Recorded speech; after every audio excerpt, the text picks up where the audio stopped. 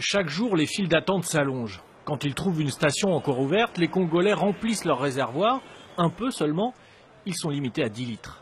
L'essence commence sérieusement à manquer dans la capitale. Ce matin, ils nous vendent le carburant dans cette station-service, mais bientôt ils vont fermer. On ne sait pas pourquoi l'essence ne se vend pas comme d'habitude.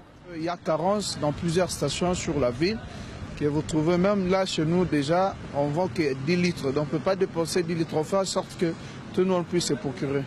Les stocks s'épuisent et selon le groupement des pétroliers, c'est lié au problème du taux de change trop faible par rapport à la réalité entre le franc congolais et le dollar. Ils n'auraient pas assez de devises pour acheter les produits pétroliers, leur situation financière se dégrade, les stocks ne sont plus renouvelés. Le taux d'échange qui est pris en compte dans la structure des prix ne cadre pas avec la réalité.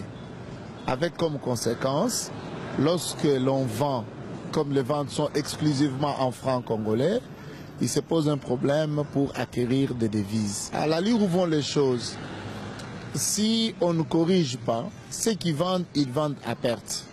Le gouvernement, dit-il, fait déjà des efforts et surtout les stocks d'essence existent. Pour lui, les pétroliers font pression pour que le gouvernement augmente le tarif à la pompe, ce qu'il refuse de faire. Il demande une révision des prix, à la hausse bien sûr. Mais le monde entier est en train d'assister aux efforts que le gouvernement déploie pour stabiliser le taux d'échange. En ce moment-là, ils n'ont aucun argument de demander une révision des prix à la hausse. Pour les experts, sans accord entre gouvernement et pétroliers, cette pénurie serait amenée à durer. Une réunion devrait toutefois se tenir dès lundi.